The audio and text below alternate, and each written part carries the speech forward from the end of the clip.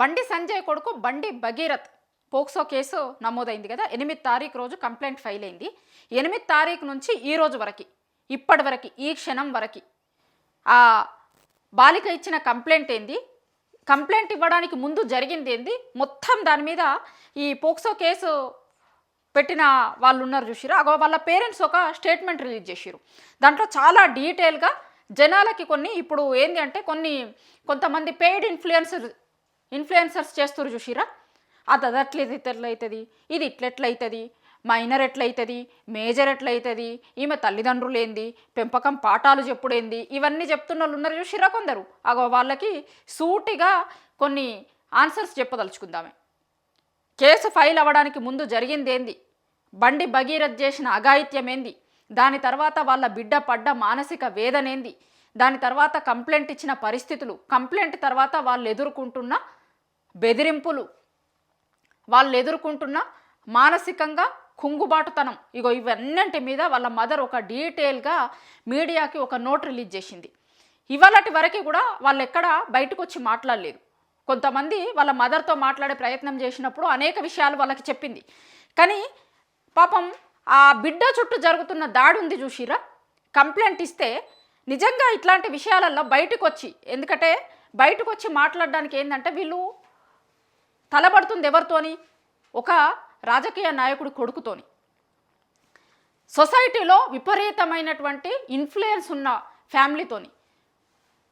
కాబట్టి మామూలుగా ఇట్లాంటి సందర్భాలు వచ్చినప్పుడు అట్లాంటి వాళ్ళ మీద కంప్లైంట్ ఇవ్వడానికి, వీళ్ళకి అన్యాయం జరిగినా సరే బయటకు వచ్చి మాట్లాడడానికి కూడా భయపడతారు. ఆ పిల్ల బయటకు వచ్చి ధైర్యంగా కంప్లైంట్ ఇచ్చింది. కానీ ఆ ధైర్యంగా కంప్లైంట్ ఇచ్చిన అమ్మాయినే ఇవాళ క్యారెక్టర్ అసాసినేషన్ చేస్తున్నారు. ఇవాళ అమ్మాయి మైనర్ కాదు మేజరు, ఆ మేజర్ అయితే ఏమన్నా లైసెన్స్ ఇచ్చిరా చేయమని, మైనర్ కాదు మేజర్. అసలు ఇప్పుడు తెలంగాణలో ఈ కేసు విషయంలో జరుగుతున్నంత చర్చ, జరుగుతున్న వింతలు ఎక్కడ జరుగుతలేవు కావచ్చు. అసలు ఓ దిక్కు బాధితురాలుకి అండగా నిలబడకపోయినా నష్టం లేదు, అండగా నిలబడకపోగా నిందితుడి గురించి మాట్లాడతారు, నిందితుడికి సపోర్ట్గా మాట్లాడుతున్నారు. కనీసం కేసు చూసినప్పుడు అర్థమైతే లేదా, అమ్మాయికి అండగా నిలబడకుర్రి, ఆ అమ్మాయి వాయిస్ వినిపించకుర్రి. కానీ ఎవరైతే ఆరోపణలు ఎదుర్కొంటున్నారో ఆయన అసలు ఏం తప్పు లేదు అన్న లెక్క ఎట్లా మాట్లాడతారు, ఎట్లా? కనీసం మనం మాట్లాడేటప్పుడు ఒక సోయాన్ని ఉండాలి కదా.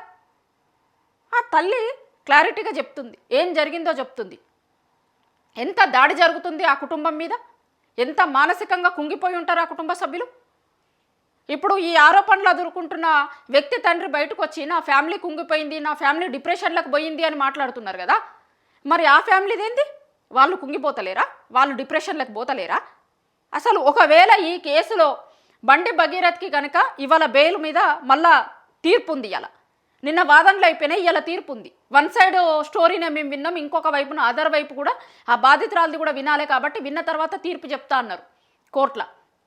ఒకవేళ దీంట్లో తీర్పు వస్తే కనుక, ఆయనకు బెయిల్ వస్తే కనుక, ఇక దేశంలో రాష్ట్రంలో ఎక్కడ జరిగిన కేసు మీద కూడా బండి భగీరథ్ కేసులోకి ఇట్లా జరిగింది, మాకు కూడా బెయిల్ ఇయ్యరని పోతారు. అసలు పోక్సో కేసు పెట్టింది దేనికోసం, మీరు అది తీసుకొచ్చింది దేనికోసం? ఇప్పుడు ఒకవేళ దీంట్లో బెయిల్ వస్తే కనుక అందరు దీన్ని రిఫరెన్స్గా చూపిస్తారు.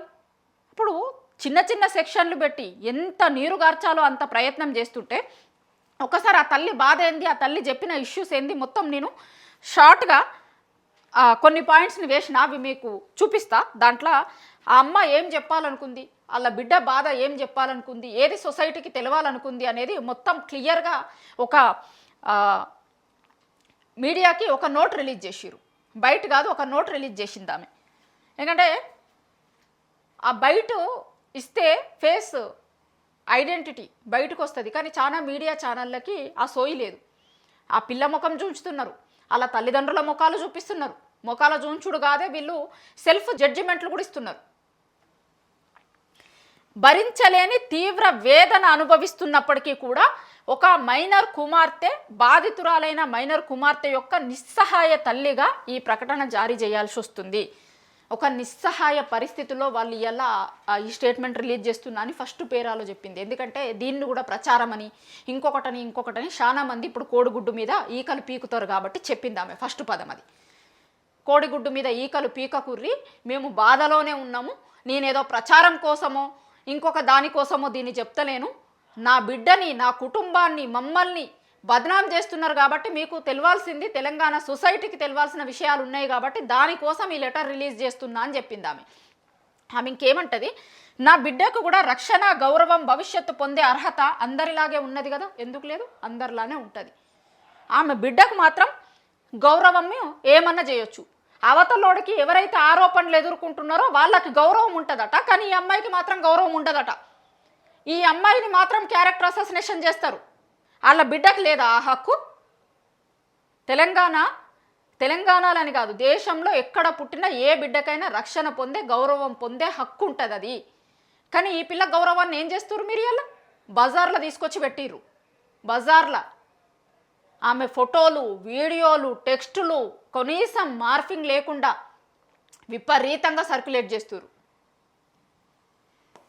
మేము ఒక సాధారణ మధ్యతరగతి కుటుంబానికి చెందినోళ్ళం, ఎట్లాంటి రాజకీయ అండదండలు లేవు.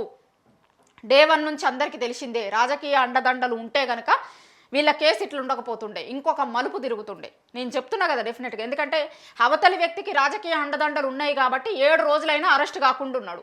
వీళ్ళకి రాజకీయ అండదండలు లేవు కాబట్టి వీళ్ళ బిడ్డ మీద బురద జల్లినా, వీళ్ళ మీద బురద జల్లినా, వీళ్ళదే తప్పు అన్నా, బజార్లు వేసినా వీళ్ళు ఏం చేయకుండా ఉన్నారు పాపం. ఎందుకు? రాజకీయంగా పలుకుబడి లేదు కాబట్టి అలకగా కదా ఇట్లాంటి వాళ్ళ మీద మాట్లాడు. ఇప్పుడు తప్పు చేసినోడేమో నేను తప్పు చెయ్యలేదు లేకపోతే పరారీలో ఉన్నాడు, వాళ్ళకేమో గౌరవం ఉంటుందట, వీళ్ళనేమో తీసుకొచ్చి కేసు పెట్టినందుకు బజార్లు వేస్తున్నారు.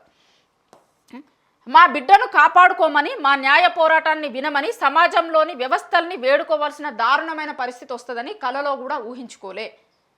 నిజంగా కూడా ఇట్లాంటి పరిస్థితి వస్తుంది, ఇట్లా వాళ్ళు బయటకు రావాల్సి వస్తుందని ఏ తల్లిదండ్రులు అనుకోరు. ఈ తల్లిదండ్రులు కూడా అనుకోలే, వాళ్ళు కూడా అనుకోలే ఇట్లాంటి పరిస్థితి వస్తుంది, సమాజం ముందుకు వచ్చి ఇట్లా మాట్లాడాల్సి వస్తుంది, ఇంత బాధపడాల్సి వస్తుంది, ఇంత వేదనను అనుభవించాల్సి వస్తుంది అని ఏ తల్లిదండ్రి అనుకోరు. ఈ తల్లి కూడా అనుకోకపోయి ఉంటుంది, ఈ తండ్రి కూడా అనుకోకపోయి ఉంటాడు.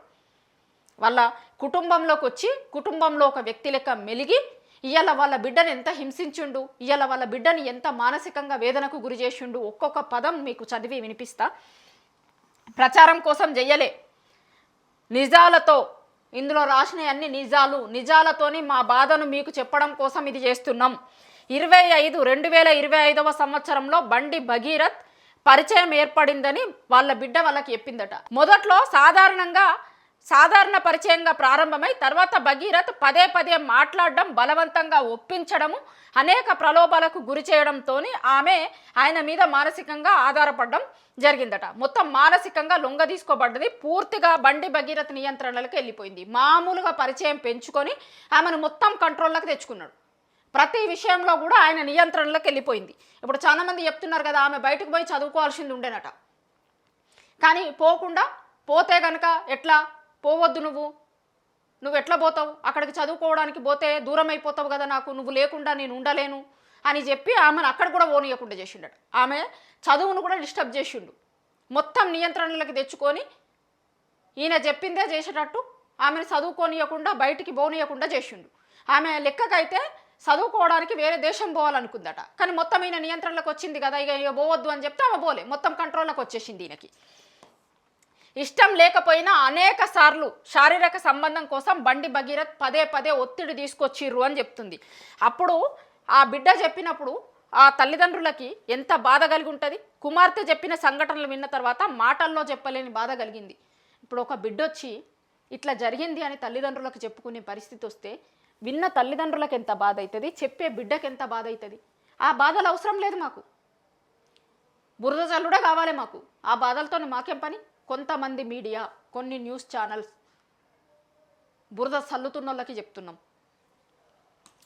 2025 31 రాత్రి 2026 తెల్లవారుజామున మొయినాబాద్లో ఆ ఫామ్ హౌస్ వాళ్ళు పోలీస్ స్టేషన్లో కంప్లైంట్ ఇచ్చిన దాంట్లో ఆ ఫామ్ హౌస్ పేరు చాలా క్లారిటీగా చెప్పారు, అక్కడ జరిగిన దాడి గురించి చెప్పారు. ఆ రోజు ఆమెకి ఇష్టం లేకున్నా కూడా బలవంతంగా మద్యం దాగించి ఏం చేసిర్రు అనేది ఆ సంఘటన గుర్తు చేసుకొని ఆమె ఇప్పటికీ కూడా ఆ కళ్ళల్లో ఆ ఇన్సిడెంట్ గురించి చెప్పినప్పుడు ఆ రోజు జరిగిన దాన్ని గుర్తు చేసుకుంటూ వాళ్ళ తల్లిదండ్రులకు చెప్పేటప్పుడు ఈ రోజుకి కూడా ఆ ఇన్సిడెంట్ ఏదన్నా వచ్చినప్పుడు ఆమె కళ్ళల్లో బాధ స్పష్టంగా కనిపిస్తుంది అంటారు తల్లిదండ్రులు. ఆ తర్వాత ఆ ఇన్సిడెంట్ తర్వాత క్షమాపణలు చెప్పిండట పదే పదే.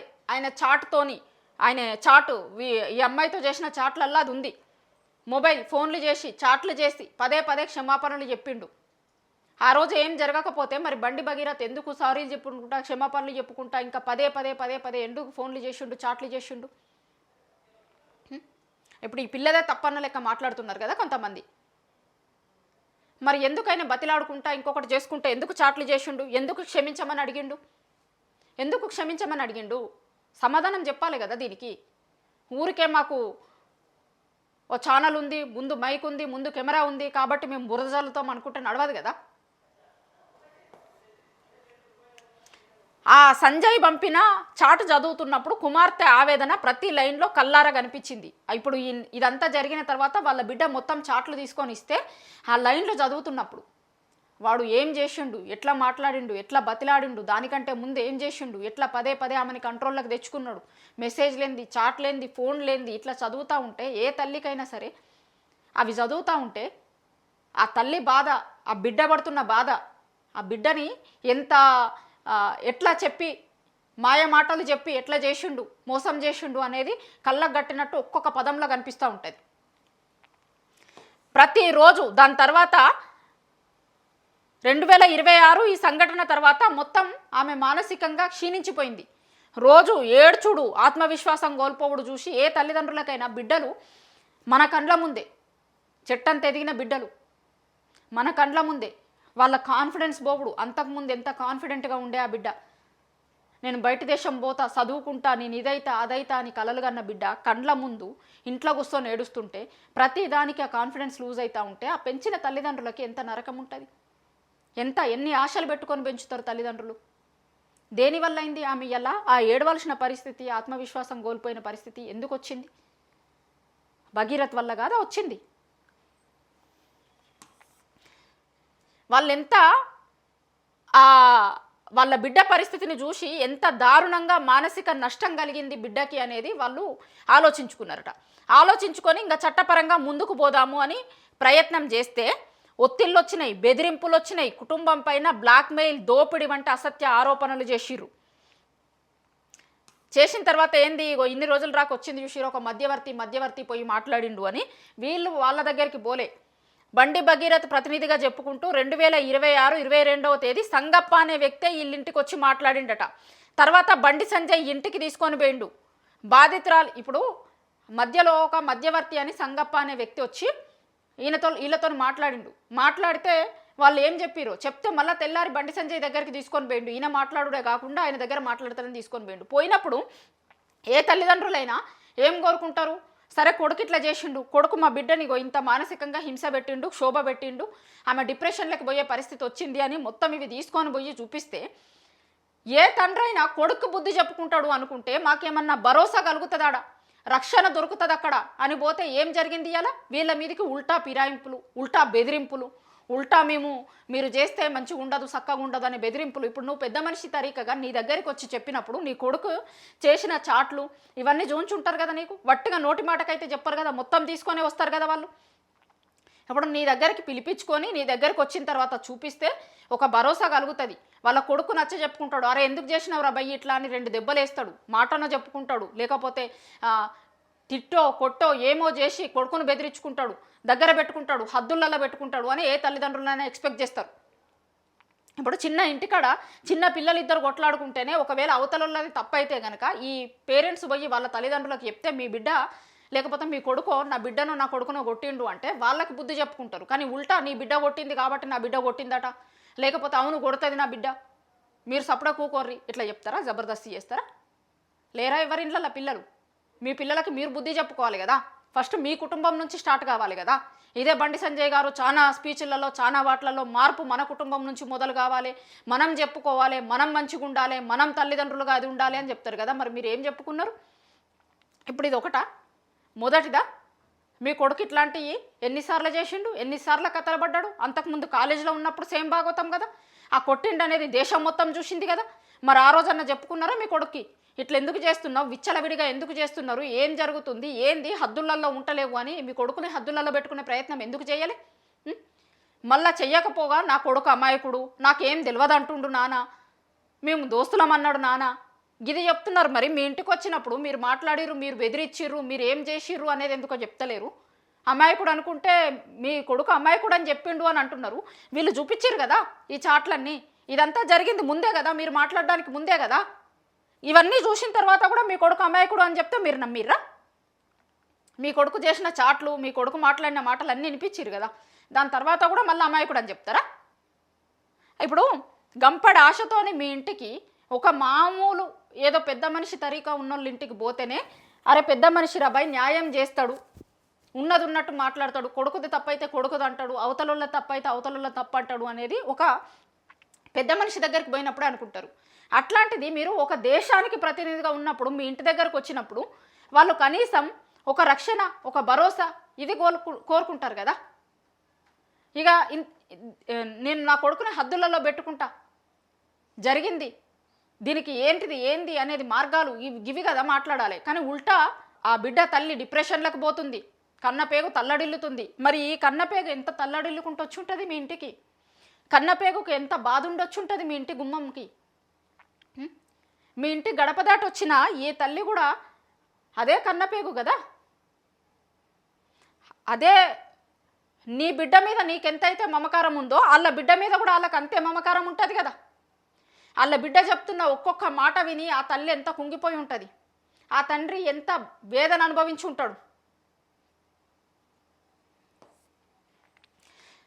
అది ఎక్స్పెక్ట్ చేసి బండి సంజయ్ ఇంటికి పోతే భయంతోని బయటకు వచ్చిర్రట. వీళ్ళు భరోసాతోని బయటికి రావాలి. నీ ఇంటి గడప తొక్కి నీ ఇంటికి వచ్చిన వాళ్ళు భయంతోని బయటకు వస్తారా? నీ దగ్గరికి భరోసా కోసం వస్తే భయంతోని బయటకు వచ్చిర్రు. గానే అర్థమవుతుంది మీరేం చేసిర్రు అని. మీ కొడుకు ఏం చేసిండు, మీరేం చేసిర్రు అనేది దాంట్లోనే అర్థమవుతుంది కదా. ఆమె రాసిన ప్రతి పదంలో అర్థమవుతుంది. భరోసా కోసం నీ ఇంటి గడప దొక్కితే భయంతోని నీ ఇంటి నుంచి బయటకు వస్తుందా? ఇదా మీరు చేసింది? ఆయన రాజకీయ ప్రాబల్యం, మద్దతుదారులు, అనుచరుల నుంచి కుటుంబానికి కష్టాలు తప్పవు అని బెదిరించిరట. ఆయన మాటలు, హెచ్చరికలు, బెదిరింపులు ఇంకా భయపెట్టినాయట. వీళ్ళు పాపం మంచి మాట కొద్ది పోయిర్రు, ఏం భరోసా దొరుకుతుందని వేయరు. కానీ ఆయన ఉల్టా చెప్పిన మాటలు వింటే ఎంత భయంతో ఇంకా చాలా పదాలు రాయనట్టుంది. కొన్ని మాట్లాడుతురు కదా బయట, మా కొడుకు ఒక్కరితోనేనా ఇట్లా ఇట్లా మాట్లాడిర్రు. వాళ్ళు ఆ మాటలు విని ఎంత చచ్చిపోయి ఉంటుంది ఆ బిడ్డ. ఇవాళ మీరు మీ కొడుకు గురించి మాట్లాడుతున్న మాటలు విని మీ భార్య డిప్రెషన్లకు పోయింది అంటారు కదా. వీళ్ళు బయట నుంచి వింటున్న మాటలు ఇప్పుడు మీ ఇంటి దగ్గరికి వచ్చినప్పుడు తల్లిదండ్రులను ఎదురుగా ఉంచుకొని మీరు మాట్లాడిన మాటలతోని ఆ తల్లి ఎంత డిప్రెషన్లకు పోయి ఉంటుంది, ఆ తెల్లి ఎంత బాధపడి ఉంటుంది. తర్వాత ఆ రోజు నుంచి భయంతో బతికి తర్వాత 8వ తేదీన ఈడికి పోలీస్ స్టేషన్కి పోయి పోక్సో చట్టం కింద ఫిర్యాదు నమోదు చేయాలని కోరిరట. మైనర్ బాలిక అయిన వాళ్ళ కూతురు కష్ట నష్టాలని చెప్తున్నప్పటికీ కూడా 5 గంటలు పైగా పోలీస్ స్టేషన్లో ఉంచిరు. లాస్ట్కి 0 FIR చేయమంటే అప్పటికి వాళ్ళ బిడ్డ మానసిక స్థితి అంత బాగేం లేదు. ఇదంతా జరిగింది ఏడా? ఇగో ఏప్రిల్ 23న జరిగితే వచ్చి స్థిమిత పడ్డ తర్వాత 8వ తారీఖు రోజు పోయిర్రు. పోతే 0 FIR చేయమంటే వాళ్ళ బిడ్డ పడ్డ బాధని ఆమెతోనే అసలు ఏం జరిగింది, ఏంటిది, ఎట్లయింది, ఇది మళ్ళీ ఆ రోజుది పదే గుర్తు చేసుకుంటూ ఇబ్బంది పెట్టే ప్రయత్నం చేసిరట పోలీస్ స్టేషన్లో. అది చేసుడు కాక మళ్ళీ కరీంనగర్లో మీ మీద కేసు అయింది అది ఇదని చెప్పిర్రు. ఎందుకు చెప్పిర్రు? భయపెట్టే ప్రయత్నం. మీరు ఇప్పుడు ఈ కంప్లైంట్ ఇస్తే మీ మీద ఆల్రెడీ కరీంనగర్లో అయింది చూడుర్రి, మరి మీరు ఇది ఇస్తారా, మళ్ళీ ఆడ అయింది చూసుకోర్రి అని బెదిరించే ప్రయత్నం అన్నట్టు. ఇది మళ్ళీ ఒకసారి వాళ్ళు రక్షణ కల్పించాల్సింది పోయి ఆ బెదిరింపు ధోరణిలో అవన్నీ ఇంకా మమ్మల్ని ఆందోళనకి గురి చేసినాయి అంటుంది. ఇప్పుడు పోలీస్ స్టేషన్కి పోయిర్రు కదా వీళ్ళు. పోలీస్ స్టేషన్కి పోయినప్పుడు అక్కడ CCTV ఫుటేజ్, ఆ ఎంట్రీ చేసింది FIR డాటా, స్టేషన్ రికార్డులు, ఫిర్యాదులు ఇవి మొత్తం భద్రపరచాలని కోరిరట. మరి అది ఏం జరిగింది ఏంది అనేది అది ఇంకొక నెక్స్ట్ సంగతి. ఇప్పుడు కోర్టులో కనుక అవి ఇయ్యిర్రి అని చెప్పిర్రు అనుకో, ఇప్పుడు వీళ్ళ తల్లిదండ్రులు చెప్తురు కదా ఇన్ని గంటలు ఉన్నాం పోలీస్ స్టేషన్లో పోయి. ఇప్పుడు మామూలుగా ఏదైనా కంప్లైంట్ ఇవ్వడానికి పోతే ఎంతసేపు పడుతుంది? ఇప్పుడు వీళ్ళు లోపలికి పోయింది ఎప్పుడు, బయటకు వచ్చింది ఎప్పుడు, ఒకసారి CCTV ఫుటేజ్ చూస్తే అర్థమైపోతుంది కదా. వాళ్ళు చెప్తారు పదే ఎన్ని గంటలు కూర్చోబెట్టిర్రు అని. ఇప్పుడు ఒకవేళ కోర్టు కనుక అడిగితే మరి ఆ రికార్డులు ఉన్నాయి అంటారో లేవు అంటారో తెలియదు. అవి భద్రపరచుర్రి అని అడిగిరట వీళ్ళు పదే. అయినా సరే ఇప్పుడు ఇక పోలీసులు ఏం చెప్తారు అనేది చూడాలి. ఒకవేళ కోర్టు అడిగితే కనుక వాళ్ళ తల్లిదండ్రులు చెప్తున్నారు కదా ఇంతసేపు ఉన్నారు అని, ఏం చేసిర్రు ఏంది అని అడిగితే కనుక ఇప్పుడు వాళ్ళు ఏం చెప్తారు అనేది చూడాలి. ఇట్లా వీళ్ళ బిడ్డకి కలిగింది ఇంకొక ఏ బిడ్డకు జరగొద్దు, నా బిడ్డ పడ్డ లెక్క మానసిక క్షోభ ఇంకొక ఏ బిడ్డ పడొద్దు అని కోరుకుంటున్నారు వాళ్ళు. ఇలా వ్యక్తిగత సమస్య కింద చిత్రీకరించే ప్రయత్నం చేస్తున్నారు. వ్యక్తిగత సమస్య కింద చూస్తున్నాం కదా మనం ఇప్పుడు, హనీ ట్రాప్ అని ఇంకొకటని ఏమంటారు వీళ్ళేమో పోక్సో కేసు పెడితే లేదు హనీ ట్రాప్ అంటారు. ఎన్నిసార్లు చెప్పినా కూడా స్పష్టంగా బాధితురాలు చెప్పినప్పుడు కూడా బెయిలబుల్ సెక్షన్లే పెట్టిరట. తర్వాత ప్రజల ఆందోళన చూడురు, ఇక్కడ ప్రజల ఆందోళన తర్వాత వాళ్ళు ప్రత్యేక బృందం ఏర్పాటు చేసి మళ్ళొకసారి వాంగ్మూలం తీసుకొని అప్పుడు స్టేట్మెంట్లు మార్చిర్రు. ఇప్పుడు దాని మీద కూడా అవుతుంది, స్టేట్మెంట్లు ఫస్ట్ ఎందుకు ఇచ్చిర్రు దాని తర్వాత ఎందుకు మార్చిర్రు, ఇది కూడా జరుగుతుంది కదా, ఆయన బెయిల్ దాంట్లో అదే అవుతుంది. ఇప్పుడు వీళ్ళ బిడ్డనేమో మానసిక క్షోభ అనుభవిస్తుంది. ఎవరి మీద అయితే కంప్లైంట్ ఉన్నారో ఆ బండి భగీరథ్ ఏమో స్వేచ్ఛగా బయట తిరుగుతున్నాడు. ఇట్లుంది వ్యవస్థ. ఎట్లుంది అంటే ఆమెనేమో ఇంట్లో కూర్చొని ఏడుస్తుంది, ఎవరి మీద అయితే కంప్లైంట్ ఉందో ఆయనేమో బయట స్వేచ్ఛగా తిరుగుతున్నాడా లేదా చూస్తున్నాం కదా. ఇప్పటిదాకా అరెస్ట్ చేయలే, ఏడున్నాడు ఆయన స్వేచ్ఛగా తిరిగినట్టు. కాకపోతే ఏమవుతారు దాన్ని, అది గాక ఇంకేం చేస్తుర్రు, వాళ్ళ కుటుంబం మీద సోషల్ మీడియాతోని వ్యక్తులతోని ఎట్లాంటి దాడి జరుగుతుందో చూస్తున్నాం. మొత్తం ఫోటోలు వీడియోలు చాట్లు ఎట్లా బయట పెడుతున్నారు, ఏంది పెంపకం గురించి చెప్తారు. సోకాల్డ్ మనుషులు పెంపకం గురించి ఇలా తల్లిదండ్రులకు చెప్తారు. మరి ఇదే సోకాల్డ్ మనుషులు ఆ పిల్లగాని తండ్రికి ఎందుకు చెప్పరు, పిల్లగాని తల్లికి ఎందుకు చెప్పరు? ఓన్లీ ఆడపిల్లల తల్లిదండ్రులకు మాత్రమే పెంపకాల టిప్స్ ఉంటాయా? మరి ఈ సోకాల్డ్ మనుషులు ఈమె బిడ్డకి పేరెంటింగ్ టిప్స్ చెప్తారు కదా కొంతమంది, మరి గట్లనే పిల్లగాడి తల్లిదండ్రులకు ఎందుకో చెప్తలేరు, ఎందుకు చెప్పరు? అలకగా దొరికిర్రా ఇల్లు, అలకగా దొరికిరులే వీళ్ళకి చెప్పటానికి. వాళ్ళ మైనర్ బిడ్డ ఫోటోలు గుర్తింపు బయటకు వస్తుంది. పోక్సో చట్టం కింద వాళ్ళ గుర్తింపు కాపాడడం, వాళ్ళ మైనర్ల గుర్తింపు గౌరవాన్ని కాపాడడం మినిమం ఫస్ట్ బాధ్యత, సమాజం యొక్క బాధ్యత. సమాజంకి కొంత సెన్సిబిలిటీ ఉండాలి. అసలు కేసు ఏంది, చూంచొచ్చా, మాట్లాడొచ్చా, ఏమీ లేవే ఇంట్లో. ఎట్లా అంటే విచ్చలవిడిగా ఏముంది, ఈజీగా దొరుకుతుంది. ఆ పిల్లకేం పొలిటికల్ బ్యాక్గ్రౌండ్ లేదు కదా. పొలిటికల్ బ్యాక్గ్రౌండ్ ఉంటేనేమో రేపు పొద్దున ఇబ్బంది అవుతుంది, మనం ఇట్లా విచ్చలవిడిగా వేస్తే వాళ్ళు కేసు వేస్తే ఇట్లాంటి భయం ఉంటుండే, లేదు కదా. మామూలు అమ్మాయి కదా ఆమె, కాబట్టి ఆమె ఫోటోలు వీడియోలు బయటకు వస్తున్నాయి విచ్చలవిడిగా. ఇంకా వాళ్ళ బిడ్డ పుట్టిన తేదీకి సంబంధించి వివాదం చేస్తుర్రు, విచారణ ఆలస్యం చేసే ప్రయత్నం చేస్తుర్రు. మా కూతురు మైనారిటీ తెలియజేసేలా పత్రాలు ఉన్నప్పటికీ కావాలనే ఈ ప్రయత్నం చేస్తుర్రు. వాళ్ళు చాలా క్లారిటీగా చెప్పిర్రు ఆమె మైనర్ అని. మళ్ళీ ఇవాళ వాళ్ళ తల్లి ఇచ్చిన స్టేట్మెంట్లో కూడా ఉంది, ఇవాళ చాలా స్పష్టంగా చెప్తుంది. మళ్ళీ వాళ్ళ పేరెంట్స్ మేము ప్రాపర్గా పోలీసులకు ఏం ఆధారాలు కావాలో ఇచ్చినాము, మా బిడ్డ మైనరే మేజర్ కాదు అని చెప్తుంది, క్లారిటీగా చెప్తుంది. చట్టం ఏం చెప్తుంది, మైనరా మేజరా అనేది తెలవాలి అంటే 10th సర్టిఫికెట్ ఆధారంగా తీసుకోరి అని చెప్తుంది, లేకపోతే పాస్పోర్ట్ ఆధారంగా తీసుకోరి అని చెప్తుంది, ఆధార్ కార్డు ఆధారాలు. ఇక ఈ 3 మాత్రమే మైనరా మేజరా అని నిర్ణయించడానికి కోర్టు తీసుకుంటుంది.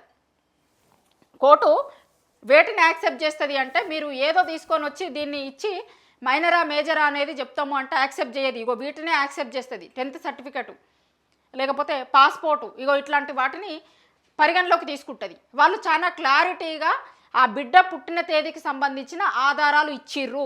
ఆ బిడ్డ తల్లిదండ్రులు చెప్తున్నారు నా బిడ్డ మైనర్ అని, ఆ బిడ్డ తల్లిదండ్రులు చెప్తున్నారు.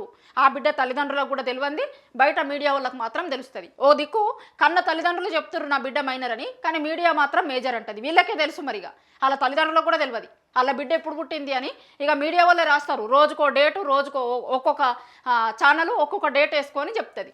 తల్లిదండ్రులకి అంటే ఎక్కువ మీడియా వాళ్ళకే తెలుస్తుంది. వాళ్ళు మొత్తం వాళ్ళ కూతురు మైనారిటీని చెప్పే పేపర్లు మొత్తం ఇచ్చిరట. మైనర్ అని చెప్తున్నారు, వాళ్ళ తల్లిదండ్రులు చెప్తున్నారు. ఇప్పటికీ ఈ క్షణంకి ఇప్పుడు కోర్టులో ఏదైతే వీళ్ళ భగీరథ్ తరపున లాయర్ వాదిస్తున్నారో మైనర్ కాదు మేజర్ అని, కానీ వాళ్ళ తల్లిదండ్రులు చెప్తున్నారు ఇప్పటికీ ఆమె మైనర్ అని చెప్తున్నారు. ఒక బాధితురాలైన బాలిక తండ్రిగా చేతులు జోడించి వేడుకుంటున్నా, ప్రతి ఒక్కరికి న్యాయం నిష్పాక్షిక దర్యాప్తు కలగాలి, అట్లనే మాకు కూడా కలగాలి అని కోరుకుంటున్నాం. చట్టం ముందు అందరూ సమానులే అనే విషయాన్ని మాకు న్యాయం చేసి చెయ్యిర్రి అని చెప్తున్నారు. ఆ తల్లిదండ్రులు ఏం కోరుకుంటున్నారు, ఏం చెప్తున్నారు? చివరిగా బయటకు వచ్చి న్యాయం కోసం అడిగితే మమ్మల్ని మానసికంగా ఇబ్బంది పెడుతుర్రు, నా బిడ్డని ఇబ్బంది పెడుతుర్రు, మా ఐడెంటిటీ బయటకు తీసుకొచ్చిర్రు, పోక్సో కేసులో ఐడెంటిటీ బయట పెట్టొద్దని ఉంది, అయినా సరే బయట పెట్టిరు, అసలు నా బిడ్డ మైనరే కాదంటుర్రు, కానీ మైనర్ అని చెప్తుంది ఆ తల్లి ఇప్పటికీ. మీకందరికి ఇచ్చుడు కాదు ఆధారాలు, వాళ్ళు ఎవరికి ఇవ్వాలో వాళ్ళకి ఇచ్చిర్రు, కోర్టులకు ఇచ్చిర్రు ఆధారాలు, పోలీస్ స్టేషన్లో ఇచ్చిర్రు ఆధారాలు ఆమె మైనర్ అనేది. సో వాళ్ళు ఇవ్వాల్సిన దగ్గర ఆధారాలు ఇచ్చిర్రు, మీరు మేము మాట్లాడితే కాదు, వాళ్ళ తల్లిదండ్రులు చెప్తుర్రు ఆమె మైనర్ అనేది.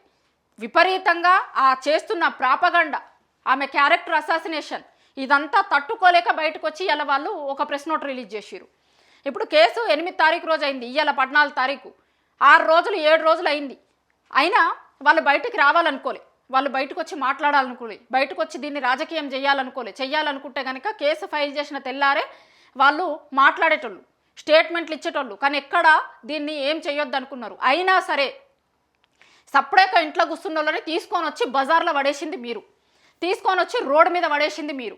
కాబట్టి ఇప్పుడు మీరు పదే పదే అబద్ధాలు చెప్తా ఉంటే నిజాలు జనాలకు చెప్పాల్సిన బాధ్యత తల్లిదండ్రులకు ఉంటుంది కదా. కాబట్టి ఇలా తల్లిదండ్రులు బయటకు వచ్చి చెప్తున్నారు, ఇగో ఇవి నిజాలు, ఇవి జరిగినాయి, బయట జరుగుతుంది ప్రాపగండా, ఫేక్ ప్రాపగండాని, నా బిడ్డ క్యారెక్టర్ని అసాసినేషన్ చేస్తున్నారు, ఇగో ఇది జరిగింది, ఆయన ఎప్పుడు పరిచయం అయిండు, ఏం చెప్పిండు, ఎట్లా చేసిండు, బండి సంజయ్ ఇంటికి పోయినప్పుడు ఏం మాట్లాడిండు, పోలీసులు ఏం చేసిర్రు, ఆ పిల్ల మైనరా మేజరా, మొత్తం ఆధారాలు ఇచ్చినాం. చట్టం అందరికీ సమానంగా ఉండాలి, చట్టం అందరికీ సమానంగా ఉంటుంది అని ఎక్స్పెక్ట్ చేస్తున్నాం. దయచేసి నా బిడ్డకి జరిగిన లెక్క ఇంకొక ఏ బిడ్డకి జరగొద్దని చేతులెత్తి వేడుకుంటున్నా అని చెప్తుంది ఆ తల్లి. కనీసం ఆ తల్లి వేదన విన్న తర్వాతనైనా ఇప్పుడు మాట్లాడుతున్నా, ఇష్టం వచ్చినట్లు ఆ పిల్ల మీద ఫేక్ ప్రాపగండ చేస్తున్న కొంతమంది అయినా కనీసం ఆ తల్లి చెప్పిన నిజాలను కూడా చెప్తారు అని, ఆ తల్లి చెప్పిన మాటల్ని కూడా జనాలకి చెప్తారు అని ఎక్స్పెక్ట్ చేద్దాం. కానీ అది అత్యాశ అవుతుంది మనకి, ఎందుకంటే 6 రోజుల నుంచి జరుగుతుంది చూస్తున్నాం కదా. చూసినప్పుడు వాళ్ళ తల్లి స్టేట్మెంట్ని పాపం యాజ్ ఇట్ ఈజ్గా జనాలకు చెప్తారు అని మనం ఎక్స్పెక్ట్ చేస్తే అది అత్యాశ అవుతుంది. ఇప్పుడు దీనికి ఈమె ఇది రాసిందా, అచ్చా ఈ పాయింట్ కింద ఈ పాయింట్ సరిగా లేదే, ఈ పాయింట్లో ఏదో తప్పు ఉందే, ఇగో ఇట్లా ఈకలు బీకుతారు చూడుర్రి, మీరు కోసేపు అయితే చూడుర్రి ఎట్లొస్తాయో ఏమొస్తాయో. చట్టం అందరికీ సమానంగా ఉండాలి కదా. ఇంకొకటి, ఈ టైంకి ఇప్పుడు వాళ్ళ మదర్ స్టేట్మెంట్ బయటకు వచ్చిన టైంకి ఇవాళ తీర్పు వస్తుంది. ఒకవేళ దీంట్లో బెయిల్ వస్తే కనుక మిగతా పోక్సో కేసులలో కూడా సేమ్ చట్టాన్ని, సేమ్ భగీరథ్కి ఎట్లయితే రిలీఫ్ ఇచ్చిరో అట్లనే మాకు ఇయ్యిర్రి అని మిగతా పోక్సో కేసులలో ఎక్కడ దేశంలో ఏ రాష్ట్రంలోనైనా పోక్సో కేసులు పడ్డప్పుడు ఇగో దీన్ని కేస్ స్టడీగా తీసుకొని పోయి వాళ్ళు కూడా బెయిల్ అడుగుతారు. ఇప్పుడు పోక్సో తీసుకొచ్చింది దేనికి, ఎంత కఠినంగా ఉండాలని చట్టం తీసుకొని వచ్చిర్రు. ఇప్పుడు దీని విషయంలో భగీరథ్కి బెయిల్ వస్తే కనుక ఏం జరుగుతుంది అంటే దీన్నే మిగతా రాష్ట్రాలు కూడా ఫాలో అవుతాయి. దీన్నే దేశంలో ఉన్న అందరూ కూడా ఇదే కేసుని కేస్ స్టడీగా చూంచుకొని వాళ్ళు కూడా బెయిల్ అడుగుతారు. అప్పుడు పోక్సో చట్టం ఎందుకు వచ్చింది, అది ప్రాపర్గానే నడుస్తుందా లేదా అనేది చట్టాలు తీసుకొచ్చిన వాళ్ళు ఆలోచించుకోవాల్సి ఉంటుంది ఒకసారి. సో భగీరథ్ విషయంలో ఏం జరిగింది, ఎట్లా జరిగింది, ఆ బాధితురాలు వాళ్ళ తల్లి పడ్డ బాధ ఏంది, జరిగిన అఘాయిత్యం ఏంది, దాని తర్వాత ఈ రోజు వరకు వాళ్ళు పడుతున్నటువంటి మానసిక క్షోభ ఏంది, ఈ కేసులో ఉన్నటువంటి నిజాలేంది, దీన్ని మొత్తంని కూడా ఆమె ఒక పత్రికా ప్రకటనతోని జనాల ముందు పెట్టే ప్రయత్నం చేసింది. ఆ తల్లి బాధను మీకు చెప్పేటువంటి ప్రయత్నం నేను చేసిన. వాళ్ళ మదర్ ఇచ్చినటువంటి, వాళ్ళ ఫ్యామిలీ ఇచ్చినటువంటి స్టేట్మెంటు, దాంట్లో అన్ని విషయాలని చాలా క్లారిటీగా వాళ్ళ మదర్ చెప్పింది. ఈ రోజు వరకు బయట మాట్లాడుతున్న మాటలు, బయట తిరుగుతున్నటువంటి మాటలు అన్నీ కూడా ఒకరు ఇట్లనట అట్లనట అని మాట్లాడుతున్న మాటలే. ఈ రోజు వరకు అఫీషియల్గా అధికారికంగా ఏ ఒక్క ప్రకటన ఆ బాలిక తరపున నుంచి కానీ లేకపోతే వాళ్ళ ఫ్యామిలీ నుంచి కానీ లేదు. ఇప్పుడు మొదటిసారి వాళ్ళ స్టేట్మెంట్ వచ్చింది.